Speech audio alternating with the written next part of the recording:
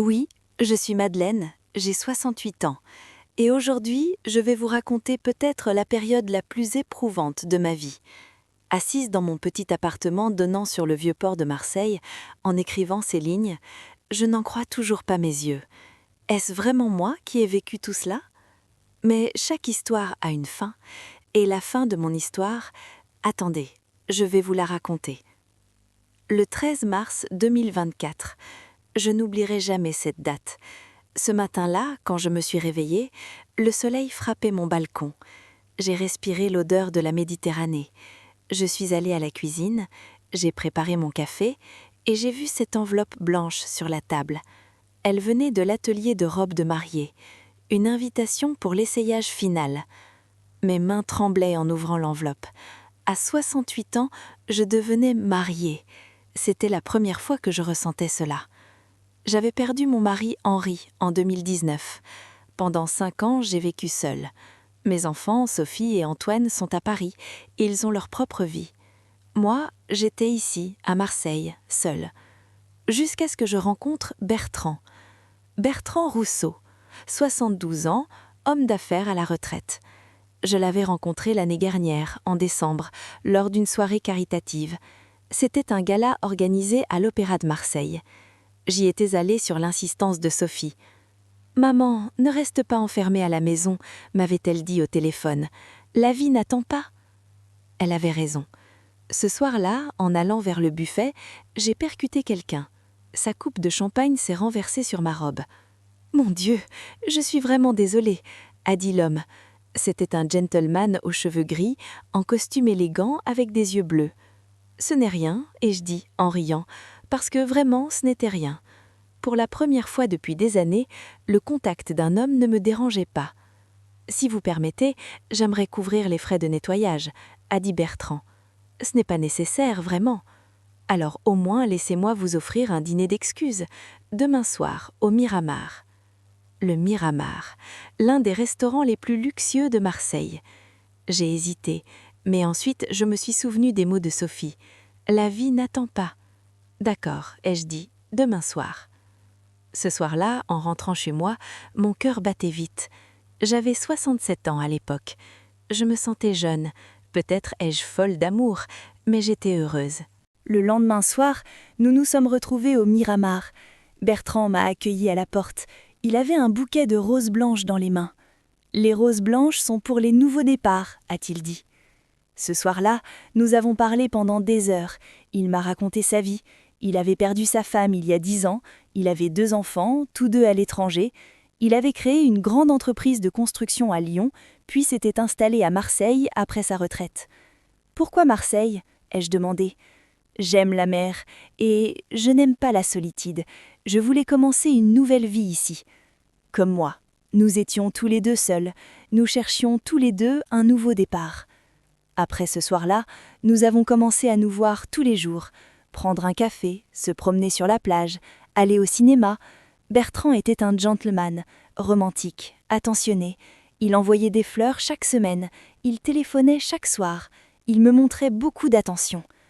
3 mois plus tard, en février, il m'a demandé en mariage. Nous étions dans un petit restaurant à Cassis, vue sur la Méditerranée, coucher de soleil, une soirée parfaite. Après le dîner, Bertrand s'est mis à genoux. Mon Dieu, un homme de 72 ans, à genoux. « Madeleine, » a-t-il dit, « je suis un vieil homme, je n'ai pas beaucoup de temps, mais chaque jour que je passerai avec toi sera un cadeau pour moi. Veux-tu m'épouser ?» J'ai pleuré. Là, au milieu du restaurant, en tant que femme de 68 ans, j'ai pleuré. Tout s'était passé si vite, mais je me sentais bien, même si je ne savais pas vraiment ce que je ressentais. « Oui », ai-je dit, « oui, je t'épouse. » Les gens autour ont applaudi. Les serveurs ont apporté du champagne. C'était un moment parfait. Mais je ne savais pas. Ce moment, même s'il semblait parfait, cachait quelque chose de mauvais. Je ne l'avais simplement pas vu. En rentrant chez moi, j'ai immédiatement appelé Sophie. « Maman, félicitations » a-t-elle dit. Sa voix était heureuse, mais il y avait quelque chose. « Mais maman, es-tu sûre? Tu ne connais Bertrand que depuis 3 mois. » Sophie, j'ai 68 ans. J'ai attendu 5 ans. Je ne veux plus attendre.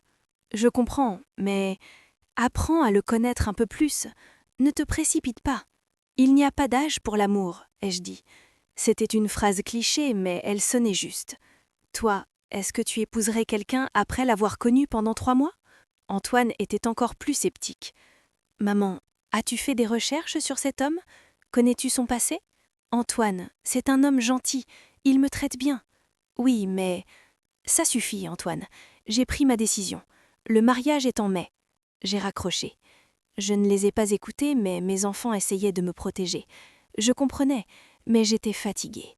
Fatiguée de la solitude. Et Bertrand me rendait heureuse. Ou du moins, je le croyais. Je ne savais pas. Les préparatifs du mariage ont commencé. J'ai choisi ma robe. Pas blanche, couleur crème.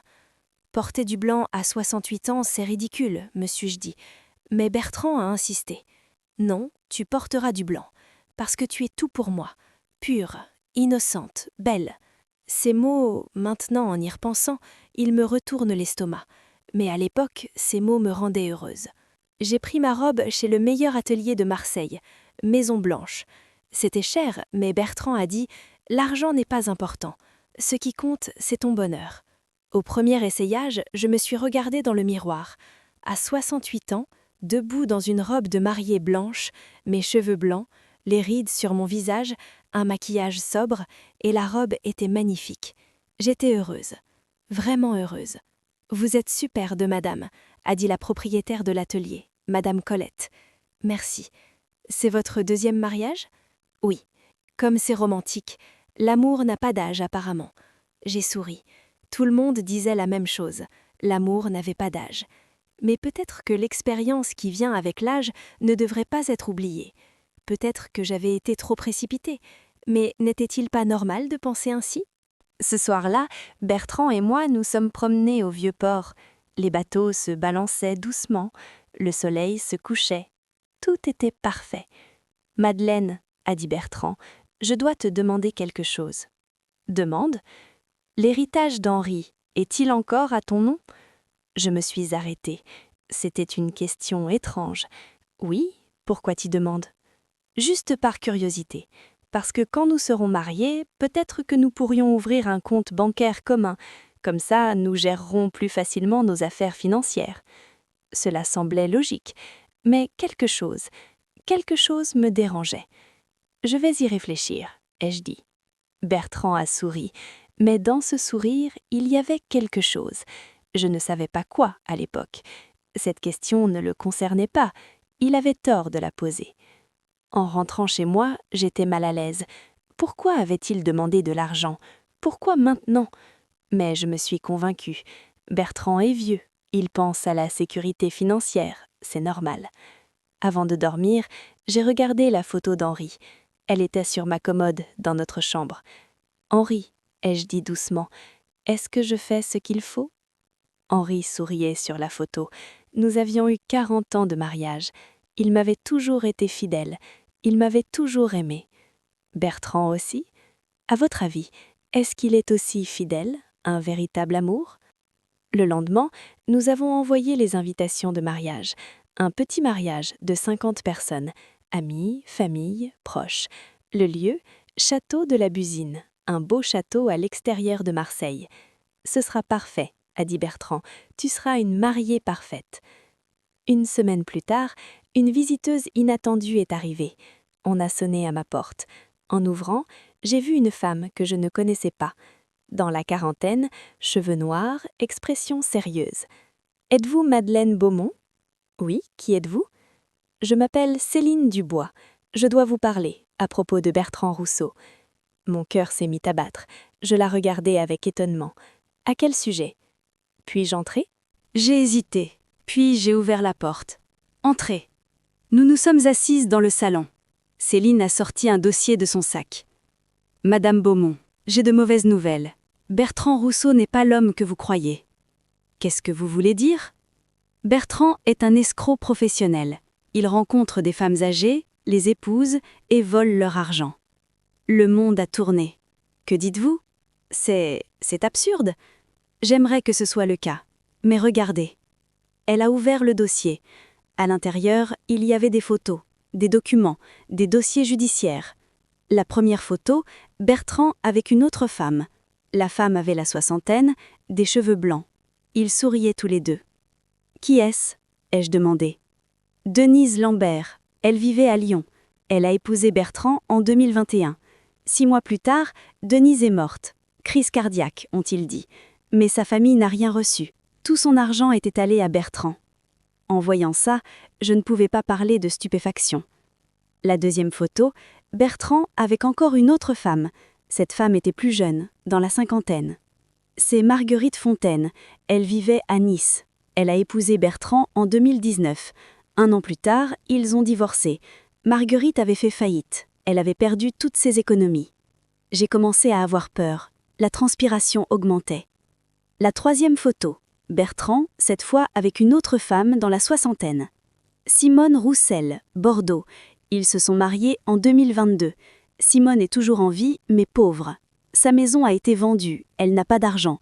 Bertrand l'a abandonnée. J'étais sur le point de devenir folle. Non, ce n'est pas possible. Je suis désolée, mais c'est la vérité. Bertrand va faire la même chose avec vous. Vous a-t-il demandé en mariage ? Oui. A-t-il posé des questions sur votre argent ? Je me suis arrêtée.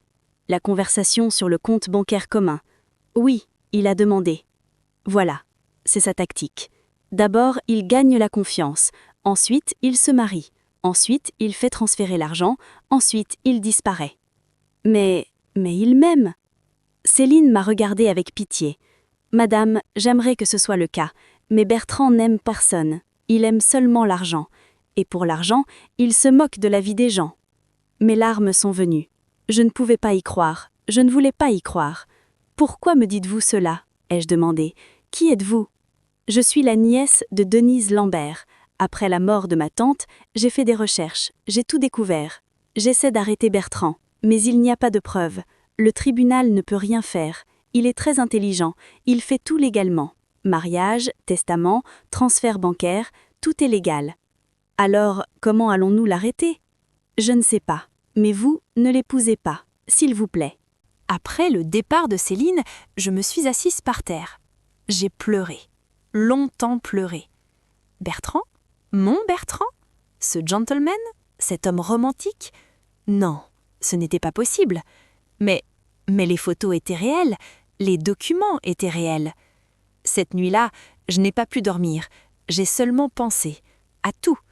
L'approche initiale de Bertrand, le champagne renversé, n'était-ce pas trop une coïncidence ? L'envoi constant de fleurs, les appels téléphoniques constants, n'était-ce pas trop romantique ? La demande en mariage, seulement 3 mois après, n'était-ce pas trop tôt ? La question d'argent, le compte bancaire commun, pourquoi maintenant ? Tout semblait être un plan. Plus j'y pensais, plus j'avais la nausée. Qu'est-ce que c'était ? Pourquoi cela m'arrivait-il ? Mais peut-être que je devenais paranoïaque, peut-être que Céline mentait, peut-être qu'elle était une femme jalouse. Oui, ça devait être ça, Céline mentait. Mais une voix en moi disait « Et si elle ne mentait pas ?» Le matin venu, j'ai pris ma décision. Je parlerai à Bertrand, je lui demanderai tout. J'ai pris mon téléphone, j'ai appelé Bertrand. « Mon amour, bonjour » a-t-il dit. Sa voix était joyeuse comme 2 jours. « Bertrand, je dois te parler. »« Bien sûr. Quand ?»« Maintenant, chez moi. » Il y a eu un silence. Puis, « D'accord, je suis là dans 1 demi-heure. » J'ai raccroché et j'ai attendu. 30 minutes plus tard, on a sonné à ma porte. Bertrand était là. Il avait des fleurs dans les mains. Encore des roses blanches. « Mon amour, quelque chose s'est passé ?» a-t-il dit. « Entre. » Nous nous sommes assis. J'ai mis le dossier sur la table. Le dossier que Céline m'avait donné. « Qu'est-ce que c'est ?» a demandé Bertrand. « Dis-moi, toi, qui sont ces femmes sur ces photos ?» Bertrand a ouvert le dossier. Il a regardé les photos. Son visage a changé. D'abord la surprise, puis la colère. « C'est... Où as-tu trouvé ça ?» a-t-il dit en tremblant. « Peu importe. Dis-moi, qui sont ces femmes ?» Bertrand s'est levé. « Madeleine, écoute, ce n'est pas ce que ça semble être. Alors qu'est-ce que c'est ? Ces femmes, oui, je les ai rencontrées. Oui, je me suis mariée avec certaines d'entre elles, mais ce n'est pas ce que tu penses. Alors c'est quoi ? J'étais seule. Elles étaient seules aussi. Nous voulions une vraie relation. Mais elles sont toutes restées sans argent. Toutes. Bertrand est resté silencieux. Puis il s'est assis. Il a mis sa tête dans ses mains. « Madeleine, a-t-il dit doucement, je ne suis pas un mauvais homme. » Il parlait, je voulais qu'il s'explique. « Alors, quel genre d'homme es-tu ? » J'essaie juste de survivre. Oui, je me suis mariée, oui, j'ai pris de l'argent, mais je les ai aimées, chacune d'entre elles. J'ai des souvenirs avec chacune. Tu es la plus précieuse pour moi en ce moment.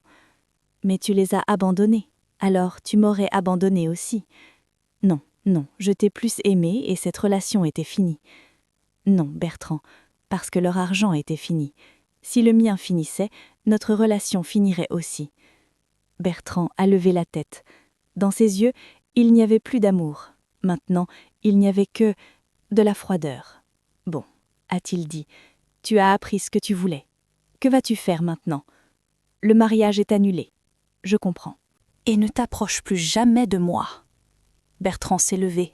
Il a marché vers la porte. Mais avant de partir, il a dit une dernière chose. Tu sais, Madeleine, tu es seule aussi.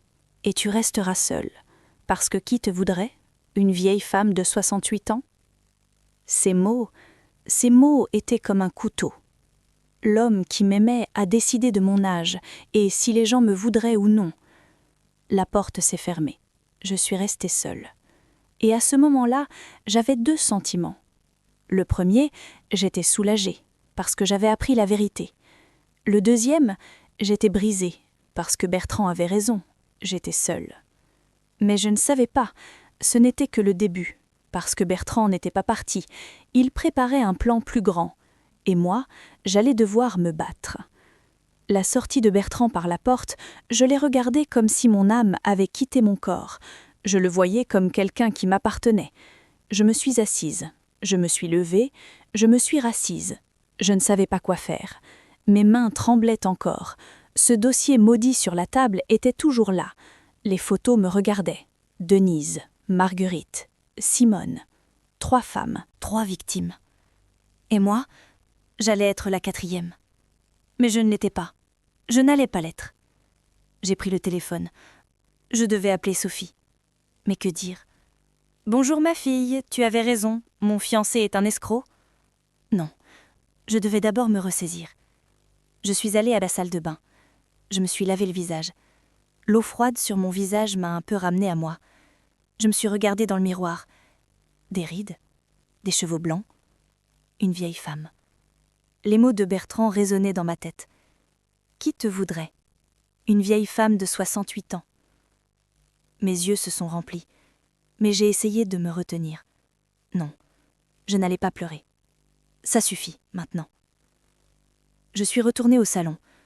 J'ai rouvert le dossier. J'ai tout lu attentivement. Dossier judiciaire, documents bancaires, rapport de détective privé. Céline avait fait un travail très détaillé. Elle avait tout documenté. Mais comme elle l'avait dit, légalement, rien ne pouvait être fait. Bertrand était très intelligent. Chaque mariage était légal. Chaque transfert d'argent était volontaire. Tout était propre sur papier. Mais je connaissais la vérité. C'était un voleur. Un voleur qui volait l'argent des cœurs. Le téléphone a sonné. J'ai eu un frisson, puis j'ai vu que c'était Bertrand. Au début, je n'allais pas répondre. Mais ensuite, j'étais curieuse. Qu'allait-il dire ? « Oui » ai-je dit. « Madeleine. » Sa voix était douce, cette voix romantique. « S'il te plaît, écoute-moi. Je n'écouterai pas. Juste 5 minutes, c'est tout. Je ne sais pas pourquoi j'ai accepté. Peut-être qu'une partie de moi voulait encore y croire. 2 minutes. Merci. Écoute, je t'ai menti, je l'admets, mais mes sentiments pour toi étaient réels. Je t'aime vraiment. Ne mens pas. Madeleine, donne-moi une chance, je le prouverai. Je ferai tout ce que tu veux. Tu ne peux pas le faire si c'est de l'argent, n'est-ce pas ? Silence. Un long silence. Puis la voix de Bertrand a changé. Elle n'était plus douce, elle était froide. Tu es une femme très intelligente, Madeleine, mais tu devrais faire attention. Mon cœur a battu. Est-ce une menace ? Non, juste un conseil. Parce que si tu me rejettes, peut-être que d'autres entendront aussi cette histoire. ton histoire. Une femme âgée, seule, désespérée, une femme qui a besoin de l'amour d'un homme. Les gens auront pitié de toi. Tu réfléchis bien, Madeleine. Aux yeux de la société, qui est plus crédible? Un homme gentil et gentleman ou une vieille femme suspecte et paranoïaque? J'ai raccroché. Mes mains tremblaient. Bertrand avait-il raison? Les gens me croiraient-ils? Non, ils ne me croiraient pas, parce que Bertrand jouait très bien son jeu. Tout le monde l'aimait. Mes amis, mes voisins, tous disaient « Quelle chance tu as, Madeleine !» Je me suis assise à la table. Je devais réfléchir, faire un plan. Mais comment? J'étais une enseignante retraitée de 68 ans. Comment allais-je me battre contre Bertrand? Puis une idée m'est venue. Céline. Elle l'avait déjà fait. Elle savait quoi faire. J'ai pris le téléphone. J'ai trouvé la carte de Céline. J'ai appelé. « Allô ?» a dit Céline. « C'est moi, Madeleine. J'ai besoin de ton aide. » 1 heure plus tard, Céline est venue chez moi. Elle était accompagnée d'un homme. Dans la cinquantaine, visage sérieux, en costume. « Voici Julien Moreau, » a dit Céline. « Détective privé. C'est lui qui a fait des recherches sur Bertrand pour moi. »« Enchanté ?» ai-je dit. Julien m'a serré la main. « Madame Beaumont, Céline m'a expliqué votre situation. Je vais vous aider. » Nous nous sommes tous assis sur les fauteuils en cuir. Julien a sorti un ordinateur portable. « Regardez ce que j'ai trouvé sur Bertrand Rousseau. » Des dossiers se sont ouverts à l'écran. Photos, documents, beaucoup plus d'informations. « Le vrai nom de Bertrand est Bernard Roche, » a dit Julien. Né en 1952, il a grandi à Lyon. Dans les années 1980, il a créé une petite entreprise de construction. Mais en 1995, il a fait faillite. Ensuite, il a changé de tactique. Comment ça? Il a commencé à rencontrer des femmes âgées et riches. Sa première victime, en 1998, était Claudette Girard, 65 ans, une femme veuve. Bertrand l'a épousée. 1 an plus tard, ils ont divorcé. Tout l'argent de Claudette était parti. Et ensuite, ai-je dit. Ensuite, il a continué. Depuis 26 ans, il fait la même chose.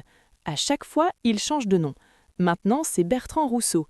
Avant, c'était Michel. Blanc. Avant ça, Jean Dubois. Mon Dieu, 26 ans? Oui, et jusqu'à présent, il a pris de l'argent à au moins 15 femmes. 15 femmes, 15 victimes. Et j'allais être la 16e. Mais il n'a jamais été attrapé?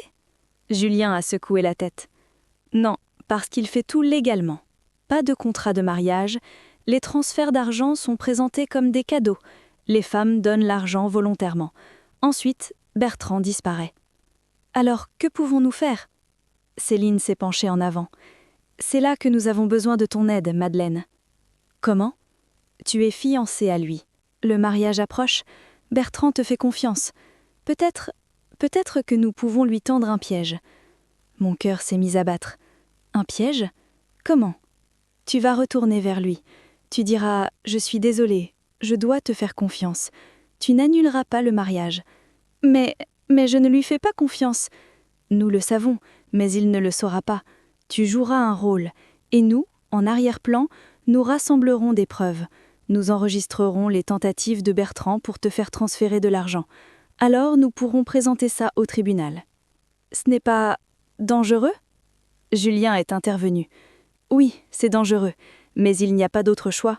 Bertrand profite des failles légales. Pour l'arrêter, nous devons le prendre en flagrant délit. J'ai réfléchi. J'avais peur. Mais en même temps, j'étais en colère. Bertrand avait détruit 15 femmes. Il allait me détruire aussi. Non, je devais dire stop. D'accord, ai-je dit. Je le ferai. Mais comment? Céline a souri. C'est là que Julien entre en jeu. Il va te donner un microphone. Il enregistrera toutes vos conversations. En plus, je serai à proximité, pour intervenir à tout moment. Quand allons-nous commencer? Demain. Tu appelleras Bertrand. Tu lui diras « Je veux me réconcilier ». Ensuite, vous organiserez un dîner. Pendant ce dîner, nous attendrons qu'il parle d'argent. Et s'il n'en parle pas, il en parlera, parce que le mariage est proche, il est pressé. Julien a sorti une boîte. À l'intérieur, il y avait un petit microphone. Ça ressemble à une épingle de revers, Mais c'est en fait un enregistreur. Porte-le, Bertrand ne le remarquera pas. J'ai pris le microphone dans ma main. Il était très petit, mais très lourd, parce qu'avec ce microphone, nous allions attraper Bertrand. Ou il allait m'attraper. Cette nuit-là, je n'ai pas dormi. Je me suis allongée dans le lit, j'ai regardé le plafond. Demain, j'allais appeler Bertrand. J'allais lui mentir. J'allais jouer un jeu. Mais et si j'échouais? Et si Bertrand comprenait? Il était très intelligent. Il m'avait trompée. Peut-être qu'il comprendrait aussi que je mentais. Puis, j'ai regardé la photo d'Henri.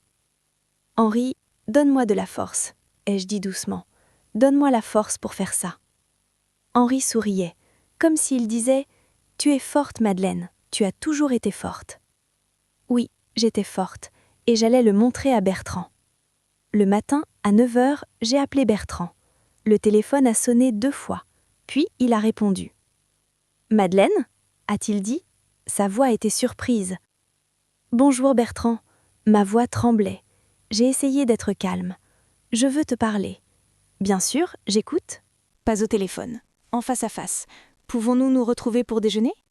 Il y a eu une pause. Puis, « Bien sûr, où ?»« Le Petit Nice, à midi. »« D'accord, je serai là. » J'ai raccroché. Je ne pouvais pas respirer. Je l'avais fait. J'avais fait le premier pas. Julien et Céline sont venus avant midi. Ils ont installé le microphone. Sur le col de mon chemisier.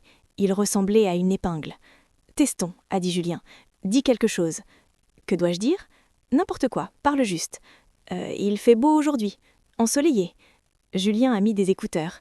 Il a écouté. « Parfait, le son est très clair. Chaque conversation avec Bertrand sera enregistrée. »« N'oublie pas, » a dit Céline. « Tu vas juste écouter. Jusqu'à ce que Bertrand parle d'argent, tu ne parleras pas. Donne-lui l'occasion. Laisse-le parler. » « Compris. Et je serai au restaurant aussi, à une table différente. Mais je te surveillerai.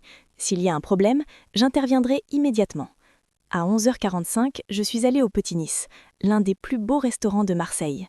Vue sur la mer, table blanche, service élégant. J'ai réservé une table. Dans un coin, un endroit tranquille, j'ai attendu que Bertrand arrive. Mon cœur battait follement, mes mains étaient moites, le microphone était sur mon col. Il était si lourd. À midi, Bertrand est entré. Chemise blanche, veste bleu marine, beau. Il souriait. Il a marché vers moi, il s'est penché, m'a embrassé sur la joue. « Mon amour, tu m'as tellement manqué. » Ce mot, mon amour, comme il l'utilisait facilement. « Moi aussi, » ai-je dit. Mentir était si difficile, mais je devais le faire. Nous nous sommes assis. Le serveur est venu, donner le menu. Nous avons commandé. Bertrand a demandé du vin. Je n'en ai pas voulu. Ma tête devait rester claire. « Madeleine, » a dit Bertrand en me tenant la main. « Je suis si heureux. Je suis si content que tu aies appelé. Je pensais que tu ne me pardonnerais pas. » Moi aussi je le pensais, ai-je dit. Mais ensuite j'ai compris que tout le monde a un passé. Toi aussi tu as fait des erreurs. Mais maintenant tu es avec moi, et c'est ce qui compte. Bertrand a souri. Absolument. Le passé est derrière. Il n'y a que l'avenir maintenant, notre avenir. Les plats sont arrivés. Nous avons mangé, nous avons parlé, du mariage, du voyage de noces. « Je veux te demander quelque chose, » a dit Bertrand. Ça y est, ça venait, la question d'argent. « Demande, » ai-je dit. « Après le mariage, où allons-nous vivre ?»« Que veux-tu dire ? Ta maison ou ma maison ? Ou achetons-nous une nouvelle maison ? Je ne sais pas, qu'en penses-tu ? » Bertrand a fait tourner son verre de vin.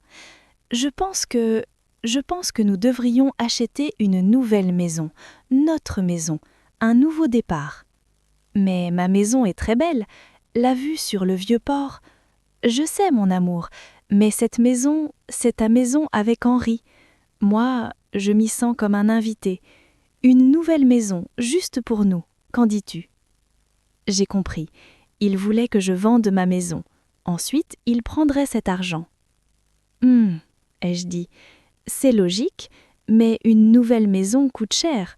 Je suis retraitée, je n'ai pas beaucoup d'argent. Mais tu as hérité d'Henri, n'est-ce pas ?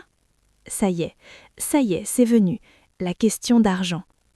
Oui, j'ai hérité. Combien ? A-t-il dit ? Puis il s'est immédiatement corrigé. Je veux dire, excuse-moi, c'est une question personnelle, mais le mariage est un partenariat, nous devons être transparents financièrement. Mon cœur s'est mis à battre, mais j'ai essayé de paraître calme. Tu as raison, nous devons être transparents. J'ai hérité d'environ 400 000 € d'Henri, la maison, les économies, l'assurance. Les yeux de Bertrand ont brillé. Juste un instant, mais je l'ai vu. Il pensait à cet argent. 400 000 €, a-t-il dit lentement. C'est très bien. Donc nous pouvons acheter une nouvelle maison, peut-être en Provence, une petite villa, toi et moi, parmi les champs de lavande. Comme c'est romantique, comme c'est faux. Belle idée. Et je dis, mais je dois d'abord parler à mon banquier. Les transferts d'argent, la vente de la maison, ça prend du temps. Bien sûr, pas d'urgence, mais peut-être que nous pourrions commencer avant le mariage, comme ça quand nous reviendrons de notre lune de miel, tout sera prêt.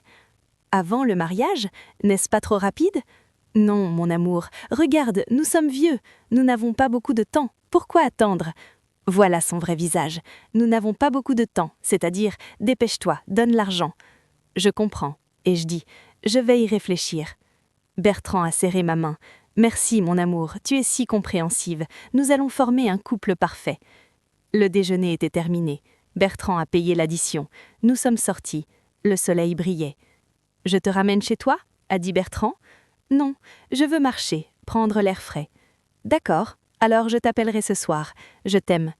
Moi aussi, et je dis, mensonge, mensonge, mensonge. Bertrand est parti. Je suis restée là. Le microphone était toujours sur mon col.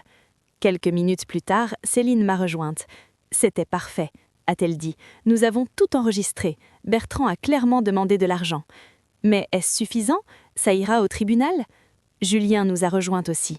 Pas encore, il faut plus de preuves. Bertrand doit te demander de transférer de l'argent sur ses comptes bancaires. Alors ce sera de l'escroquerie. Alors, que faisons-nous? Nous continuons. Tu vas lui dire oui. Je suis prête à vendre la maison. Ensuite, nous irons à la banque. Mais en réalité, nous ne transférerons pas d'argent. Nous enregistrerons juste. Ce soir-là, Bertrand a appelé. « Mon amour, as-tu réfléchi ?»« Oui, ai-je dit. Tu as raison. Achetons une nouvelle maison. J'irai à la banque demain. »« Vraiment? C'est fantastique. Tu es fantastique. Je t'aime tellement. »« Moi aussi, ai-je dit. » Ma voix était robotique, mais Bertrand ne l'a pas remarqué. Il était trop excité, parce que l'argent arrivait. Le lendemain, nous sommes allés à la banque, Bertrand et moi. Julien est venu aussi, mais secrètement. À la banque, il attendait comme un client. Nous avons rencontré le directeur de la banque, Monsieur Leblanc, dans la cinquantaine, un homme sérieux. « Madame Beaumont, comment puis-je vous aider ?» a-t-il dit. « Bonjour, monsieur. Je veux vendre ma maison et je veux transférer l'argent sur un compte commun avec mon fiancé, Monsieur Rousseau. » Monsieur Leblanc a froncé les sourcils. « Un compte commun? Avant le mariage ?» Bertrand est intervenu. « Oui, nous allons nous marier. L'union financière est importante. » Monsieur Leblanc m'a regardé. « Madame, êtes-vous sûre? Un compte commun est risqué. Si... » « J'en suis sûre, ai-je dit. S'il vous plaît, préparez les documents nécessaires. » Monsieur Leblanc a apporté les documents. Avant de signer, il a dit « Madame, je demande une dernière fois. Êtes-vous sûre ?» Bertrand s'est tendu. « Monsieur Leblanc, Madame a pris sa décision. Respectez-la, s'il vous plaît. » Monsieur Leblanc a hoché la tête. « Bien sûr. Voilà, signez ici. » J'ai pris le stylo. J'allais signer. Mais ensuite, j'ai remarqué quelque chose. Sur le document, seul le nom de Bertrand était écrit comme titulaire du compte. Le mien n'y était pas. « Attendez, ai-je dit. Il n'y a que le nom de Bertrand ici. Où est le mien ?» Bertrand a ri. « Mon amour, c'est temporaire. D'abord nous l'ouvrirons à mon nom. Ensuite, nous ajouterons le tien. C'est plus facile comme ça. »« Non, ai-je dit. Nous avons dit compte commun. Les deux noms doivent y être. » Le visage de Bertrand a changé. « Madeleine, tu ne me fais pas confiance? Ce n'est pas une question de confiance, c'est une question légale. » Monsieur Leblanc est intervenu. « Madame a raison. Dans un compte commun, les deux noms doivent y être. Sinon, le compte appartient seulement à Monsieur Rousseau. » Bertrand s'est levé. D'accord. Mettons les deux noms, pas de problème. mais c'était visible sur son visage. C'était un problème, parce que son plan était gâché. En fait, ai-je dit, je ne pense pas signer aujourd'hui. Je veux rentrer chez moi et réfléchir. Bertrand était choqué. Quoi ? Mais nous sommes venus jusqu'ici. Je sais, mais c'est une décision importante. Je ne dois pas me précipiter. Madeleine, je suis désolée, Bertrand. Je dois réfléchir. Je me suis levée, je suis sortie. Bertrand m'a suivie. Madeleine, arrête! Qu'est-ce qui t'arrive? Je me suis retournée, je l'ai regardé, et pour la première fois, j'ai montré mes vrais sentiments. Ce qui m'arrive?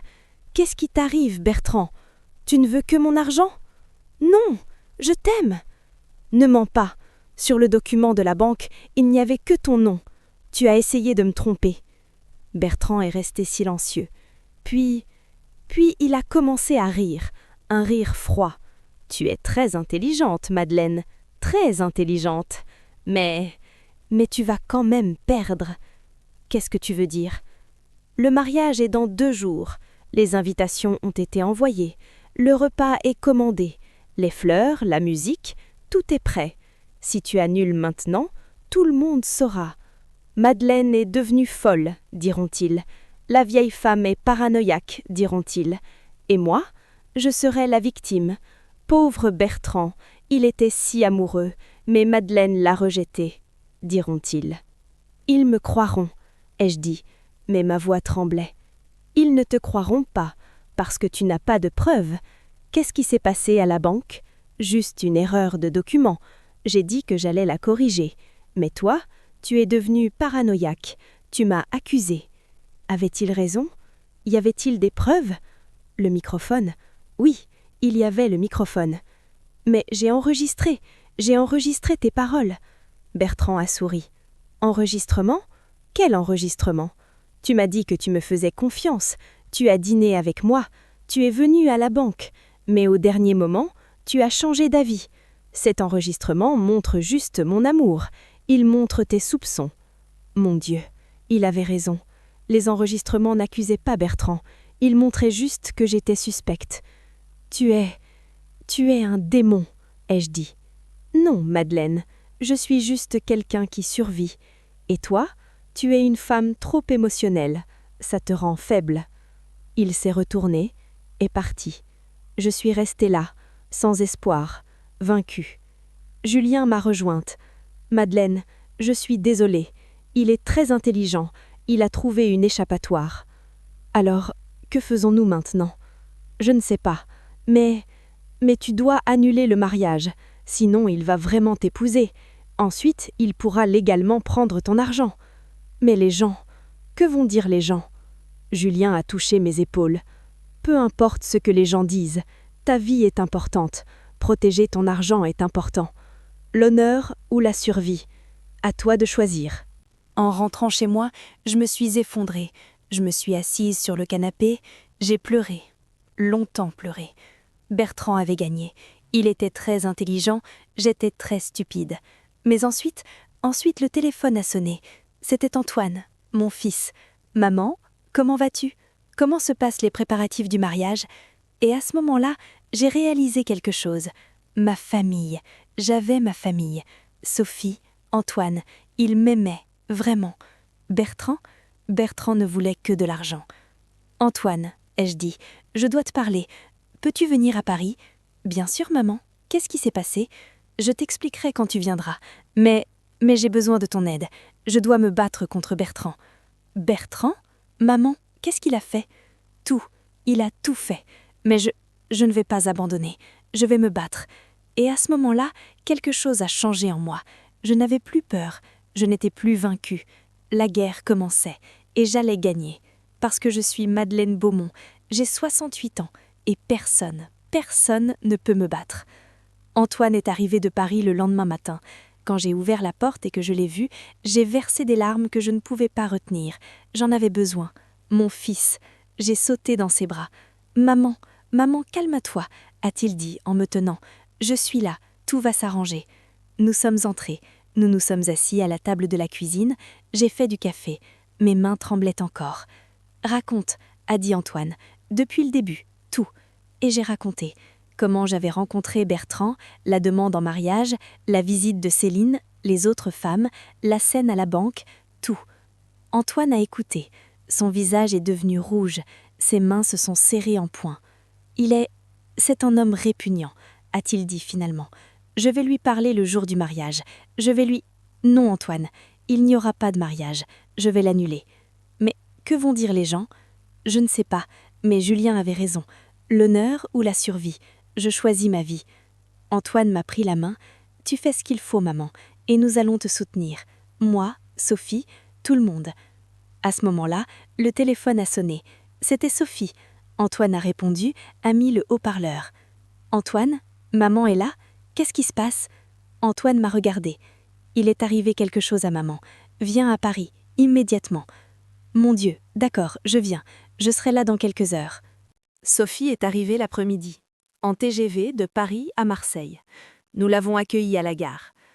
Dès qu'elle est montée dans la voiture, elle a demandé « Maman, qu'est-ce qui s'est passé?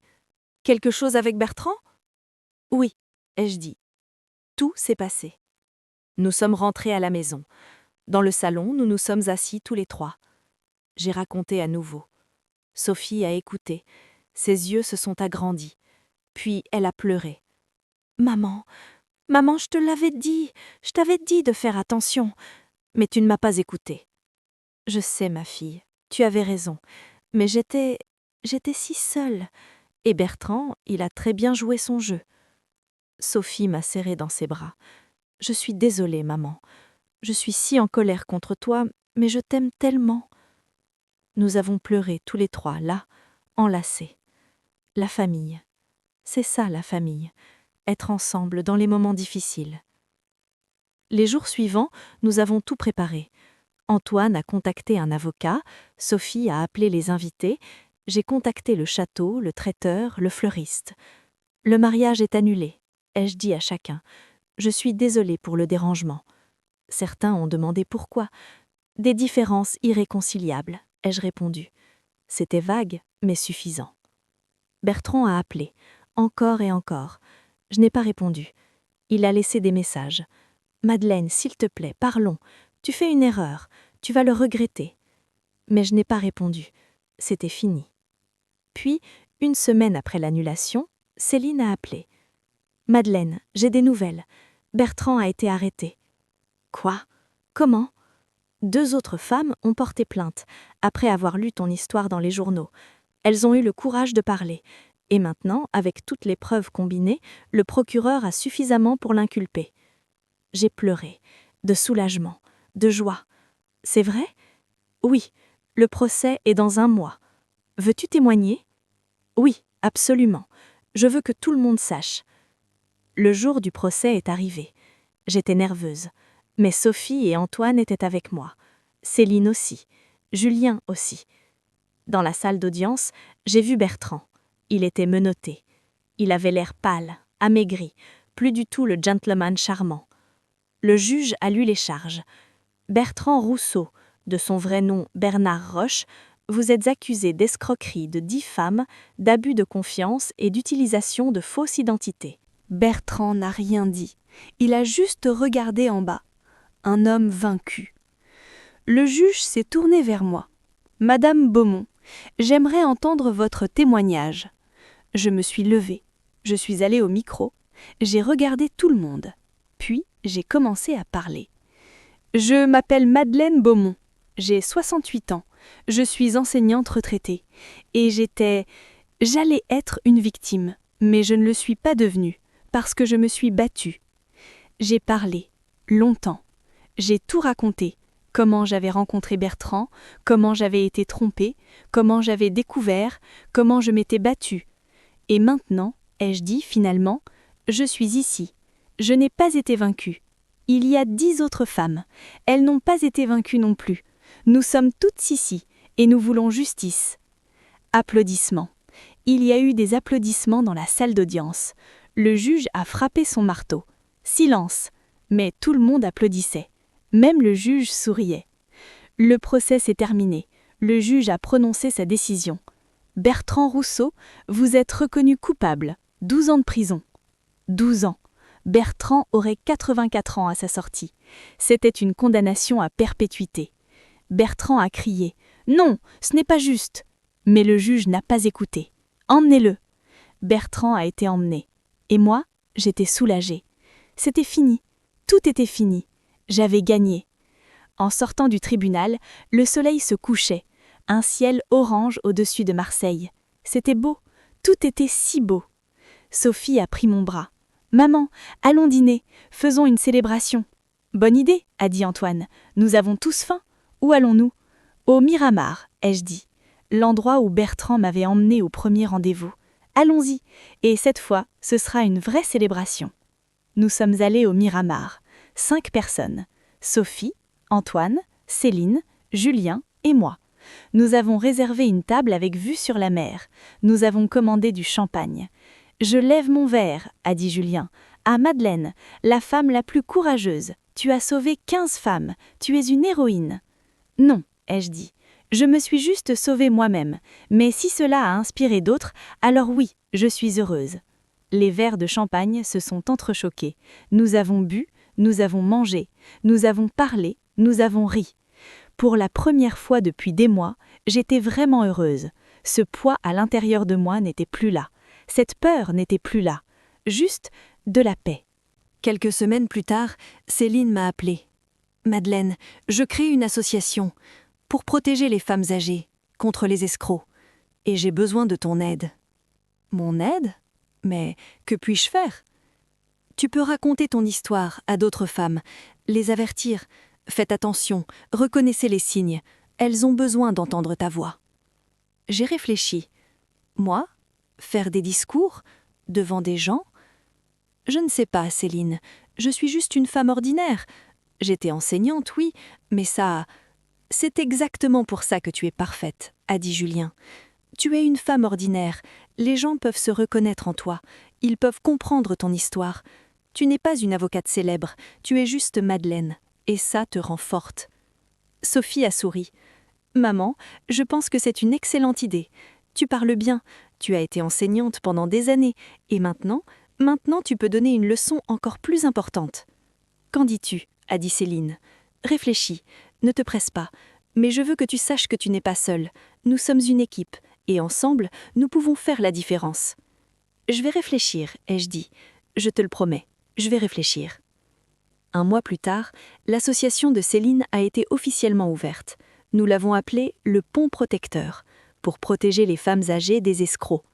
À la cérémonie d'ouverture, 500 personnes sont venues, politiciens, journalistes, activistes et des femmes, beaucoup de femmes. Quand je suis montée sur scène, Céline était à côté de moi. Madeleine, nous avons créé cette association ensemble, mais toi, tu en es devenue l'âme. Sans toi, elle n'existerait pas.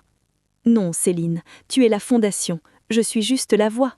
Alors, soyons ensemble, la fondation et la voix. Nous avons souri, nous nous sommes serrés dans les bras, et nous avons ouvert une nouvelle page. Aujourd'hui, 6 mois plus tard, je suis assise dans mon salon, écrivant ces lignes.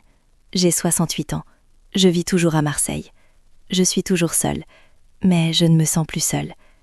Sophie me rend visite chaque semaine, Antoine vient 1 fois par mois. Mes petits-enfants restent pendant les vacances. Céline et moi organisons des réunions de l'association chaque semaine. Jusqu'à présent, nous avons aidé 50 femmes. 50 femmes ont été sauvées de l'escroquerie. Et Bertrand, il est en prison.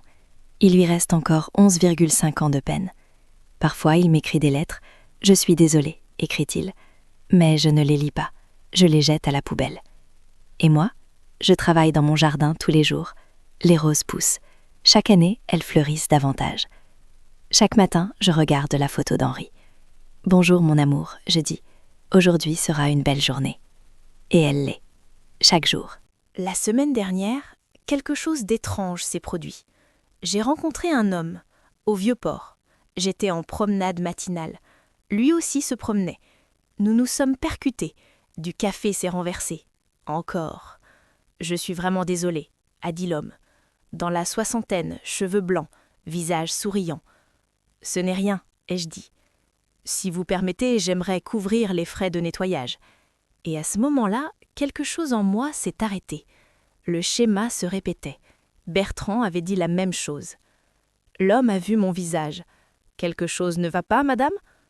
Non, non, c'est juste que ça m'a semblé très familier. Il a souri. Oui, je sais. Vous êtes Madeleine Beaumont, n'est-ce pas? Je vous ai vue à la télévision. Vous êtes très courageuse. J'étais soulagée. Au moins, il me connaissait. Donc ce n'était pas une surprise. Merci. Je m'appelle Claude. Je suis aussi retraitée. J'étais médecin. J'ai perdu ma femme il y a 2 ans. Maintenant, je marche juste. Je regarde la mer. Nous avons parlé un moment. La mer, le temps, Lyon, des choses simples. Madeleine, a finalement dit Claude, peut-être qu'un jour nous pourrions prendre un café, juste discuter, aucune pression, juste 2 personnes seules, ensemble pour un café. Je me suis arrêtée, 2 voix en moi. Première voix, non, fuis, ça pourrait être comme Bertrand. Deuxième voix, mais peut-être pas, peut-être que Claude est un homme bien, tout le monde n'est pas Bertrand. Je me suis souvenue des mots de Sophie. Maman, ne renonce pas à l'amour, sois juste prudente. D'accord, ai-je dit, prenons un café, mais dans un lieu public, et je le dirai à mes amis, et nous irons lentement. Claude a souri. Bien sûr, allons lentement, je ne suis pas pressée non plus. Et voilà, nous avons ouvert une nouvelle page. Peut-être que quelque chose se passera, peut-être pas, mais je vais essayer. Parce que la vie est trop courte pour se battre, mais en même temps, elle est trop courte pour ne pas vivre. Maintenant, je veux vous dire quelque chose. Oui, à vous qui écoutez cette histoire. Si vous êtes aussi dans une situation difficile, si quelqu'un vous utilise, si on vous demande de l'argent au nom de l'amour, arrêtez, questionnez, demandez de l'aide. Et n'ayez jamais honte, parce que la faute n'est pas en vous, la faute est en eux. Vous êtes fort. Peut-être que vous ne le voyez pas maintenant, mais il y a une force en vous, comme il y en avait en moi. J'ai trouvé cette force à 68 ans. Vous pouvez être plus jeune, plus fort. Battez-vous, parlez, gagnez. Et si vous savez, écrivez-moi dans les commentaires, partagez votre histoire, parce que nous ne sommes pas seuls, nous sommes une communauté, nous nous protégeons les uns les autres. Aimez cette vidéo, partagez-la. Peut-être qu'un de vos amis est dans une telle situation, peut-être que cette vidéo le sauvera. Et suivez-moi, parce que je vais raconter plus d'histoires, je vais faire entendre la voix de plus de femmes. Ensemble, nous ferons la différence. Maintenant, je vais aller dans mon jardin, je vais regarder les roses, peut-être que j'enverrai un message à Claude, peut-être pas, je ne sais pas, mais je sais que je suis heureuse, pour la première fois, vraiment heureuse. J'ai 68 ans, j'ai des rides, j'ai des cheveux blancs, mais j'ai gagné une bataille, j'ai aidé beaucoup de femmes et j'ai fait de nouveaux départs. La vie est belle, la vie est une lutte, mais la vie se vit. Et moi, je vis, jusqu'au bout. Maintenant, je vous dis au revoir, mais n'oubliez pas, si vous devez vous battre, je serai avec vous. Céline sera avec vous, des milliers de femmes seront avec vous. Vous n'êtes pas seul, jamais seul. Et vous aussi, vous gagnerez. Au revoir, chers auditeurs, à la prochaine histoire. Je suis Madeleine et je serai avec vous, toujours.